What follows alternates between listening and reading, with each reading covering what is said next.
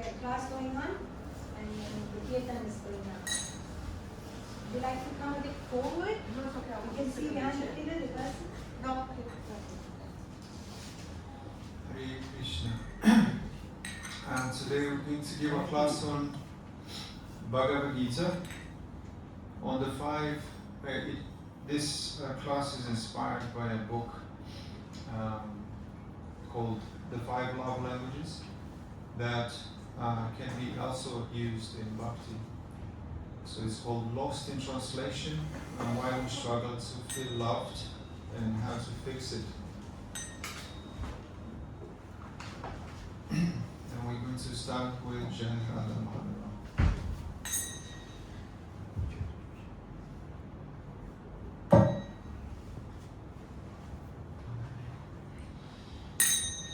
Jai Radha Madhava Kunjari Hari.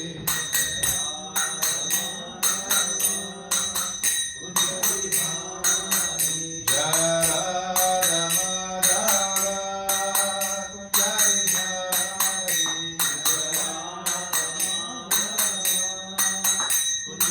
Hari.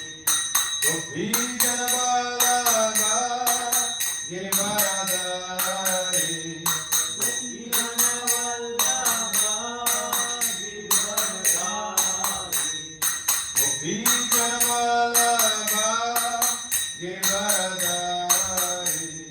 Gopi Janabalaga Girivaradari. Yashodananda Brajaranja. Yashodananda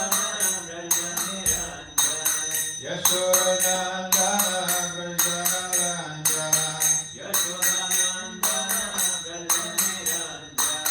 Yamuna Tira Vanachari. Yamuna Tira Vanachari.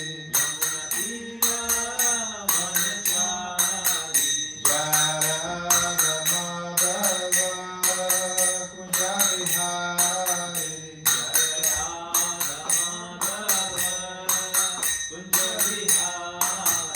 Jai Radha Madhava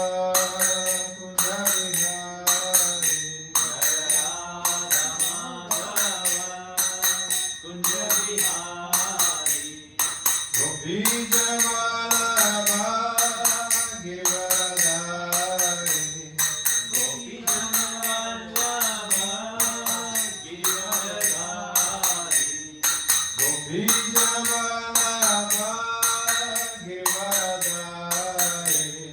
Gopi Janabalaga Girivaradari. Yashodananda Brajaranja. Yashodananda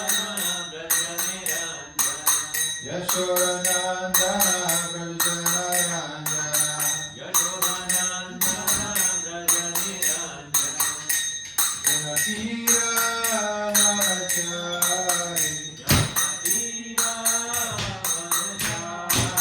Yamunatira Vanachari.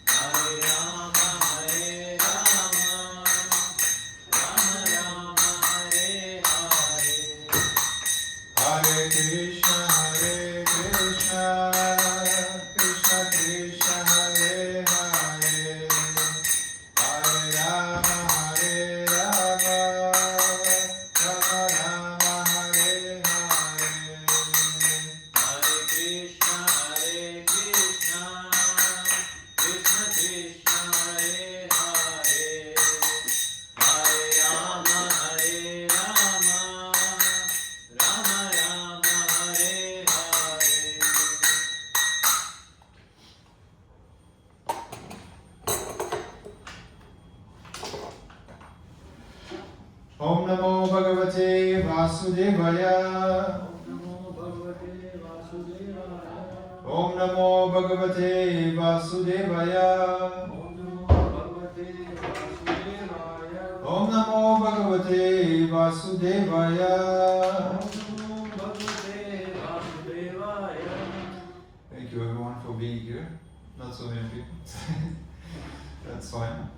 And so the subject of today is lost in translation, and why we struggle to be loved, to feel loved, and how to fix it. Anyone has an idea what lost in translation is? Sometimes we speak one language and the other person don't get the message, right? So the phrase lost in translation is something we express but not understood the way it was meant. We often we are sincere, we are loving somebody, but often we don't we are misunderstood. So in Bhakti is the same way. Sometimes we want to serve Krishna, we have our preferences, but also Krishna has his own preferences. And so we can't just assume he wants to be loved the way we want to be loved, right? And so we need to learn this love, the love languages. Every person has a love language. So it's a poetic way of saying that the message of love gets distorted, we're lost, because the receiver doesn't speak the same language. Right? So we need to basically learn each other's language and not assume that the way I feel loved, everybody feels loved. So we do these mistakes. So in relationship, we often love others sincerely, but they don't feel loved because we express it in a way they don't recognize it. Sometimes we express love through words, sometimes through actions, sometimes through gifts. So we're going to explore this different types of expressing love.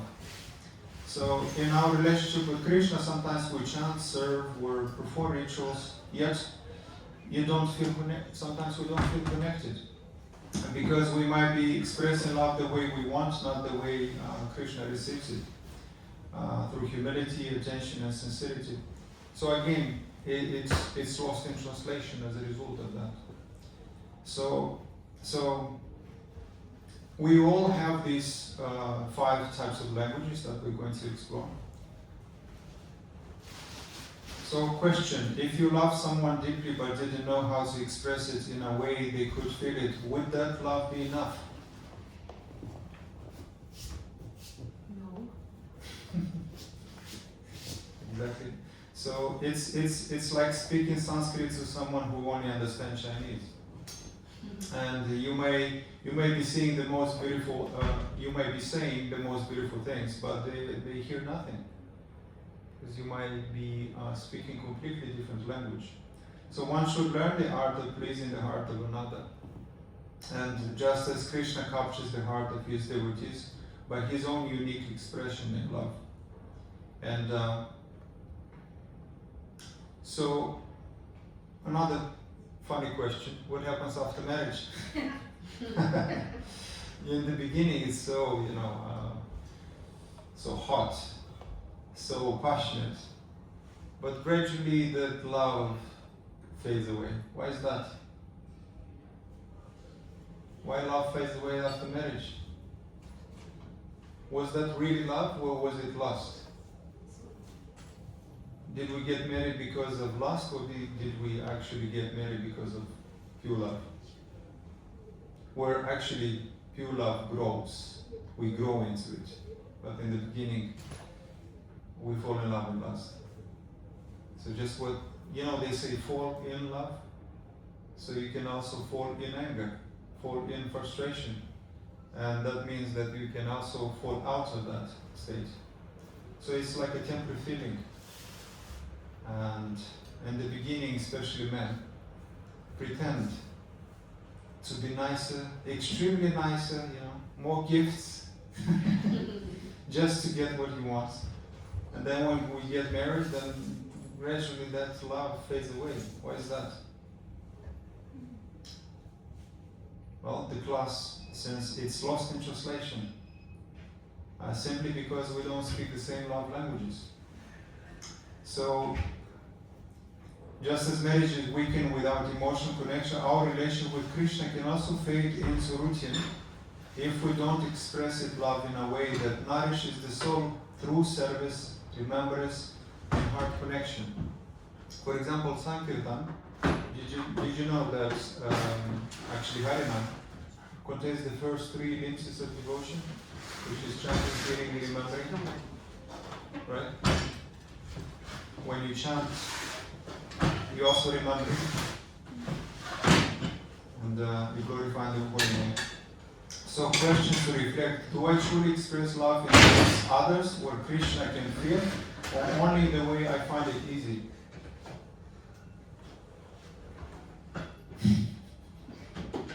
So we usually follow the easy path. So in this book, this author, his name is Gary Chapman, says that everyone has an emotional love tank that needs to be filled regularly. And so in Vaishnava tradition, every soul has a bhakti tank as well. And a reservoir that fills through affection, understanding, connection. So when it's empty, even spiritual life feels mechanical if we don't actually make that effort to learn each other's language. How to not assume that, this is how actually, this is how I show love. We should give up that. God, otherwise it doesn't work. The relationship doesn't work like that. So, for example, a car without petrol doesn't move. Similar relationship or spiritual practice without heartfelt connection doesn't grow. It's an investment. So what fills my bhakti tank and what drains it? So let's explore the 5 ones, the 5 love languages. Perhaps some of you might have heard it. The first is words of affirmation and quality time, receiving gifts, physical touch, and active service. So some of us, many of us in fact, expresses their love through words of affirmation. And they also, it just happened that the way they express love to others, they feel love by words of affirmation, they express it, love through words of affirmation. But that sometimes they might feel by one act of love, but express it in a different way. Right? So that's the part that has to be kind of understood. Because sometimes, for example, when I was before Krishna consciousness, I felt love by words of affirmation. But my mother showed her love through active service. But when it comes to words, she was harsh. So I never really felt love because of that, because of that misunderstanding. And also she would feel love by quality time together. So that's the only thing that connected us. But if I wouldn't spend enough time with her, she would feel unloved. Because the way I express my love is through words of affirmation. So she didn't care about my words. What are you talking about love here? When did you come visit me? So let's go in details with each separately. And we can also apply this in bhakti. So words of affirmation is expressed through love, through spoken or written appreciation. And especially guys, because guys, they like to be admired. They like, because it's all about title. I want to be somebody. So he wants to be appreciated, admired, and seeking recognition. So for a person who feels loved by words of affirmation, we need to speak with him with words of encouragement, admiration, and compliments, and all that, instead of kind of pointing out his mistakes. So in marriage, we can say, "I'm grateful for you." You can speak how much you appreciate them, and always is primarily focused on language. So people with who feels loved by words of affirmation is affected by language. So if he's sweet language, you can win his heart or her heart. And so these 5 languages, we actually have all of them, but they come in ranks. You know, for example, you might be the strongest could be words of affirmation, or perhaps physical touch, or giving gifts. So in Bhakti, offering words of affirmation could be offering prayers, glorifying devotees, speaking encouraging words, especially glorifying devotees in Krishna's name. So in this way, we focus on words of affirmation. So example, Prabhupada constantly uplifted devotees, and he said that you are all sincere souls. Krishna will help you. So those words fill the heart more than any gifts. You know, he spoke actually a combination of a few languages at the same time. And so the tongue can be the best friend or your worst enemy. Sometimes we can speak venom, or we can speak actually words that inspire. Also, question to reflect: do my words increase others' faith or drains it? Do my words motivate others or drains them? So that's the first love language, through words of affirmation. And the second one is quality time. And yes, so some of us, they don't care about gifts, they don't care about words, unless you spend some time, quality time with them. Some kids don't feel love because of this. If their parents are away, constantly working, or abroad, they always feel neglected, rejected, because the way they perceive love is through quality time. And if you don't, you can give them gifts. You can speak the sweetest words in the world, and they will still feel unloved. And parents might be confused, like, what do you mean? I bought you so many things. I told you I love you. But they don't care about words or gifts. They care about quality time. So, in Bhakti, chanting without distraction, the way we can apply this quality time in Bhakti is through chanting without distraction, hearing Krishna Katha attentively. Spending some time with Krishna, with the deities, with his dear devotees. And that's how we actually can express another language. So it's good we can actually become bilinguals, or trilinguals. Because usually we speak one language, and we show that we express our love through one type of language and less in their own language. And it's actually easy to identify this, which language someone feel loved. If you just ask one question, how do you feel loved by your parents or by your kids?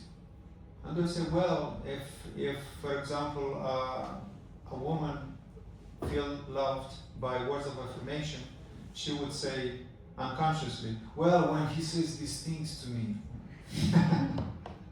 or when he spends time with me, he takes me places. So it's important, because a man who expresses love through gifts, perhaps his money, but he doesn't have much time. And he he expresses his love through words of affirmation, gifts. And she'll say, nah, you don't love me. It's like, what do you mean? I just told you I love you. I bought so many things for you. But when was the last time you took me out? When was the last time you spent time with me? Because she cares about quality time. She doesn't care about gifts. Or for example, persons who feel loved by active service, they'll say, I don't care what you say. What have you done for me lately? What have you done for me? You've done nothing for me. So therefore, I don't feel loved. So we can use a combination of you know. spend some quality time together. Give some gifts sometimes, combination of a few. Words of affirmation, physical touch. Especially guys are into physical touch. So women are kind of confused sometimes about it. But the same thing when we're chanting, but for example, when we're chanting but scrolling the phone, it's like being on a date with Krishna but constantly checking who else is around. You know, sometimes we do that. People go out. I've seen many times before even Krishna consciousness. A father with a child in the shop, in a bakery, like eating ice cream or something. They look, and his father is scrolling through his phone. Even though they are sort of spending time together, he went out with his kid, but he's not really there with him. So the child feels neglected, rejected. He lacks love. His language it might be quality time. Especially small kids, they don't care about words of affirmation. I love you, son, yeah, but I can't spend time with you. So, isn't that interesting? So here is a verse about the quality time where Krishna says how to pretty much do that. Krishna says, engage your mind always in thinking of me, become my devotee, offer obeisance to me and worship me. Being completely absorbed in me, surely you will come to me. This is how we practice quality time with Krishna. Engage your mind always thinking of me. He doesn't say thinking of somebody else. Think about your friends and, I don't know, Dwayne Douglas Johnson, some superstars. But always think of me, become my devotee. What does it mean to become his devotee? It's to please him, to worship him. And to worship him, worship somebody, to please somebody, you have to know their language. You can't assume, well, I'm just going to show my love the way I know it, the way I understand it. We can't do that. We fail. We fail. So we can't assume, oh, she probably loves only gifts. I'm going to buy her a car and that's it. I won. I won the lottery. She's mine. Yeah, it's wrong. She will feel neglected. So what? I didn't ask for a car. I want to spend some quality time together. Or do something for me. And so the third love language is receiving gifts. Some of us are very materialistic, especially in Hollywood. And unfortunately, there is actually guys as well, materialistic, who like to be, they feel loved when you give them something. Which is nothing is wrong with that if it's done in the right mood. So gift says, I was thinking of you even when you weren't here. And in Bhakti, offering flowers, food, or even our time to Krishna or devotees. Krishna also loves to receive gifts. Offering me flowers, water, and he will accept it. And that's how we show love to Krishna as well, through receiving gifts. And the giving gifts doesn't have to be expensive, it can be anything, because the intention, a gift without love, it's useless. The intent behind it is what makes that gift appreciative. So here is in Bhagavad Gita 9:26, if one offers me with love and devotion a flower or fruit or water, I will accept it. It doesn't say piece of chicken. So, an example, a flower offered to Krishna with love is worth more than gold offered without feelings. Yeah, sometimes this actually book changed my life. because I understood my aunt's and my mother's love language. Because we were always spoken completely different languages. My aunt would feel loved through active service, which is the thing that I've done.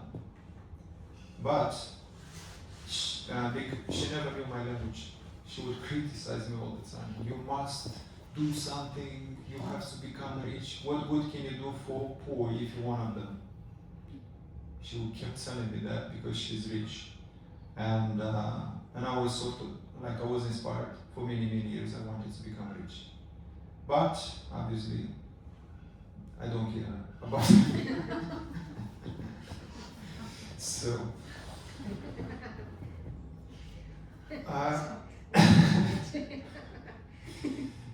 yeah, I was, sometimes they whenever I share who's my name is Alexander, they say, oh, Alexander the Great. I said, no, I'm not Alexander the Great. I'm actually Alexander the conquered by Krishna's love. Because nothing else did. Nothing else could conquer me for some reason. And I think Krishna protected me this way from shallow love. So question, what was the last gift of love offered to Krishna or a devotee? How often we do that intentionally, with the right mood, to please, not to get something. I give you this now, give me something. Like a service? A service? What service? Give me a service. Yeah, of course. Yeah. You can give your time and attention. Those who pay attention get attention. Sounds funny. You pay attention, gets Krishna's attention. So the fourth one is active service. So this type of love is love expressed through helping and doing. So in relationship, helping with chores or burdens. And unfortunately, if you speak only the language of gift giving or words of affirmation, oh honey, you're so and so, you look like this, you look like that, I love you so much, and you can be very poetic, but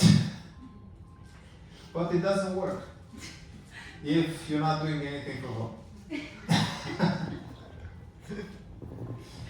Because they say the secret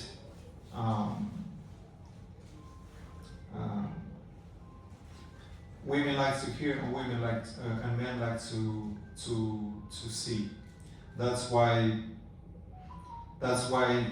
women put on makeup and men lies all the time. Yes, so isn't that interesting? And a lot of guys knows that women like to hear, therefore they lie all the time. You're beautiful, oh, it doesn't matter, They are not honest with their dress, just to please them. Yeah, so and any bhakti, active service can be cleaning, cooking, organizing, assisting, any service. So in a temple, one devotee may speak, another may sweep. Both expresses love through service, just in different languages. Everyone has their own language. Someone is longing, someone is not. Someone is doing it out of duty. So here is the next verse in Bhagavatam, how to practice these love languages, where it says that firm faith in the blissful narrations of my pastimes, constant chanting of my glories, unwavering attachment to ceremonial worship of me, praising me through beautiful hymns, great respect for my devotional service, offering obeisance with the entire body, performing first-class worship of my devotees, consciousness of me in all living entities, offering of ordinary bodily activities in my devotional service, use words to describe my qualities, words of affirmation. Offering the mind to me, reject all the material desires, giving up wealth for my devotional service, renouncing material sense gratification and happiness, and performing all desirable activities such as charity, sacrifice, chanting, vows, and austerities, with the purpose of achieving me. These constitute actual religious principles by which those human beings who have actually surrendered themselves to me automatically develop love for me. What other purpose or goal could remain for my devotee? So this is a combination of a few. Service, words of affirmation, quality time together. Physical touch here is a little bit confusing when it comes to bhakti, because the physical touch can be touching the lotus foot of a pure devotee, for example. And the last one is physical touch, which is probably the most confusing, isn't it? And so the most misunderstood yet deeply human form of connection. And so it spiritually represents presence, the touch of mercy. For example, the flow of the temple symbolizes the heart. And to get in touch with the heart, we can do it by hand. Because the reason we don't wash the temple by mop is because you cannot clean a heart with a mop, but with your hands, because the mop creates the distance. And so in this way you are actually more intimate with the temple. And when you clean the temple with your hands, you start to gradually clean your heart, and then your heart softens. That dirt is washed away. So when one actually understands this truly, they will wait. They will raise their hands immediately if they want to be purified. Actually, they won't hesitate. They will do it. It cleaned my heart. It softened my heart when I did it. It is so. For example, a garland from the deity, prasadam, or the touch of devotion feet is not more contact. It's transmission of love and grace. So in the next verse, in Bhagavatam 11 canto, with the dust of my devotees, so to speak, I desire to purify the material world, which are situated within me. Thus, I always follow the footsteps of my pure devotees, who are free from all personal desires, wrapped in thought of my pastime, peaceful, without any feeling of enmity, and equal disposition everywhere.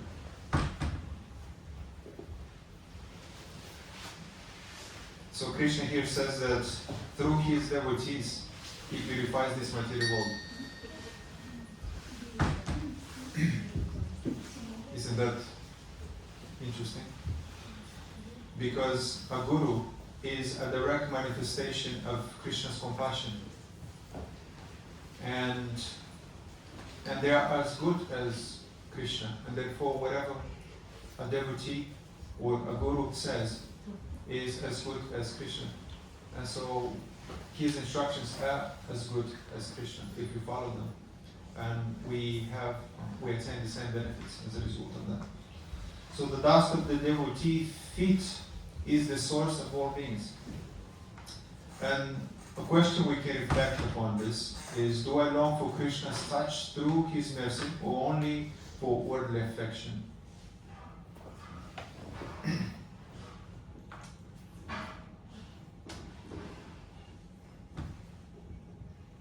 Love in devotion. So Gary Chapman in his book says that love is not just a feeling, it's a choice.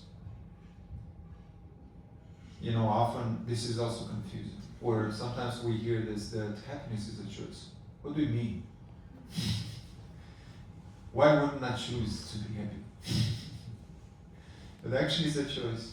We can actually decide to act, to serve or not to serve. And both are easy. It's easy to do something, it's easy not to do it.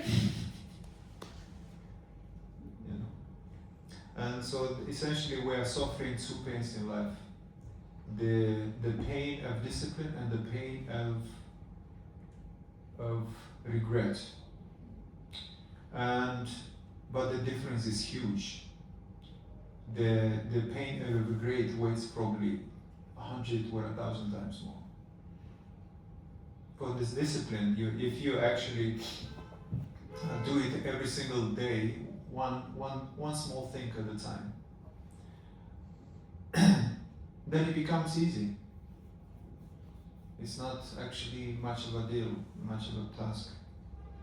So, but sometimes we don't feel like doing it. People feel they wait to be inspired first. They want to feel and then do it.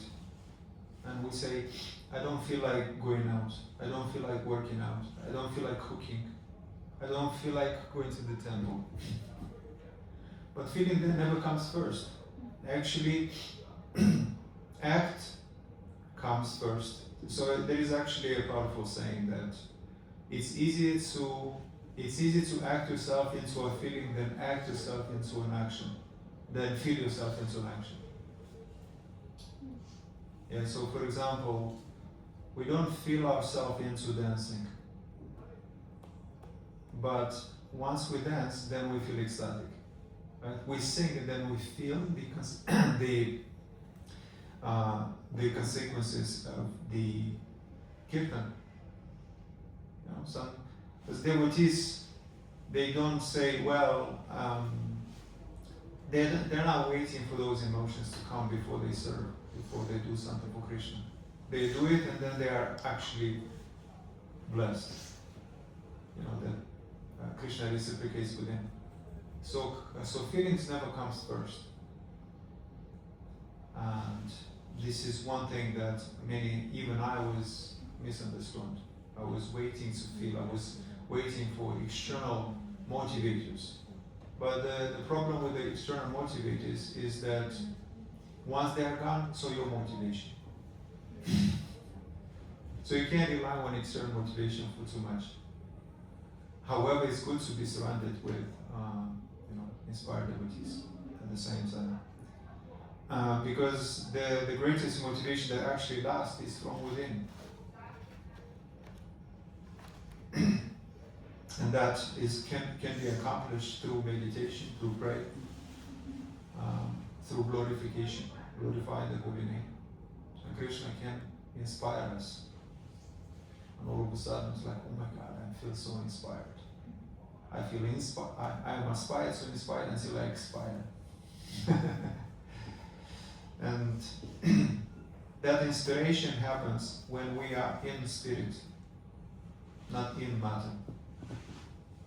When we are connected to the spirit.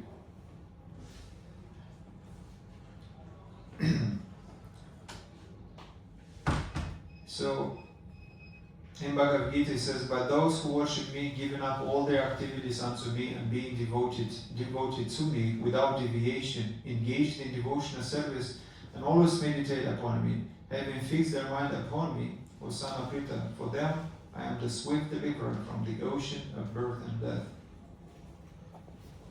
Yeah. So here is another clue. Those who worship me, giving up all the activities unto me, and being his devotee without deviation, and engage in service and always meditate upon Krishna. And we can therefore speak his language, a combination of a few. So one who offers all his acts in devotion to Krishna and depends fully on Krishna, quickly is delivered from distress by Krishna. But once we focus more externally. We are overwhelmed with distress, unfortunately. So our devotee doesn't wait to feel love for Krishna before serving him. It's easy to act yourself into a feeling, then feel yourself into an action. Feelings never comes first. Act, and then you feel. You dance, you chant, and then you feel. So isn't that, it's an interesting how it happens. So the 5 love languages reminds us that every heart hears love differently. And real maturity is learning to speak not what we prefer, but what we truly reaches another's heart. So in bhakti, just as we learn to speak Krishna's language, humility, service, and affection, so too we can speak each other's heart, becoming instrument of his love. So perhaps you can bring this forth to remind all of us about these 5 love languages. Words of affirmation, quality time, receiving gifts, physical touch, and active service. And we can actually become bilinguals if we learn that not everybody feels love through words of affirmation, through sweet language. Not everybody feel loved by quality time, simply by quality time. And not everybody feels love through gifts or physical touch, but a combination of a few. And yes, so whenever, if you actually ask somebody, if you want to find out their love language, is to ask how they feel loved by their parents. And they usually would reveal, they will speak in the language they are receiving love.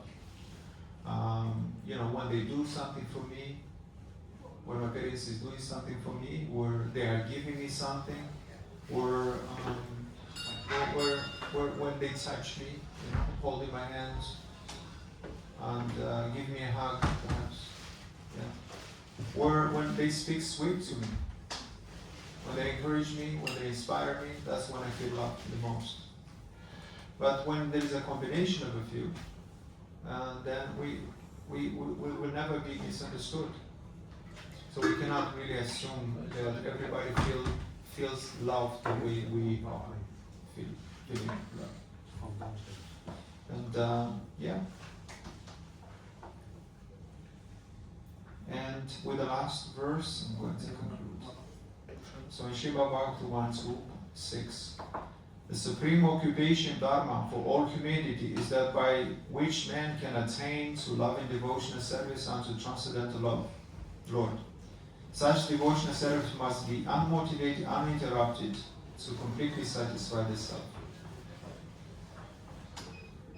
So love, devotion, see, the occupation dharma for all humanity is love and devotional service unto transcendental Lord.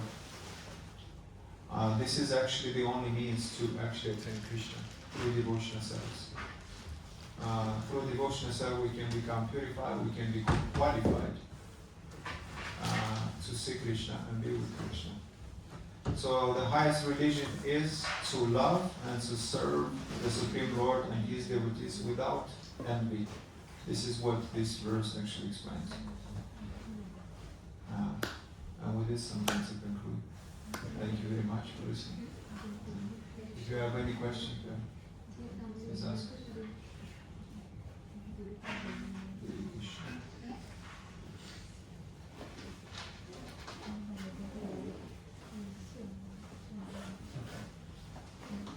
I have a question. Can you come back on the slide? There was one. If you can come back slow. Slow? Yeah. A few slides. How many back? More. This one. This one? That, yeah, that's the divine decision that becomes a feeling. So, yeah, the green circle. The green circle. You want me to explain this? So there is a divine decision that becomes a feeling when purified. So What does it mean? Like when you are like a pure devotee, you will feel that love? Is it that? No, when in the beginning when we start devotion, we do it out of duty, so we don't necessarily feel it. Right? But when once we make that decision, then that gradually transforms into great feeling. Like you become attached, and you become ecstatic, and so that it transforms. But is it related with like being like, ideally we want to become a pure devotee, right?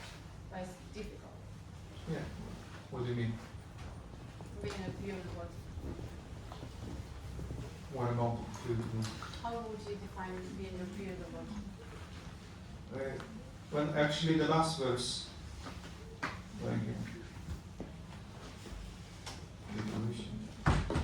actually says what pure devotee. Such devotion self must be unmotivated and uninterrupted and completely satisfy the self. When you do purely for pleasing Krishna, not for material gain or self-gratification. And when you constantly think of Krishna and in all circumstances. Yes. Hare Krishna. Any other question?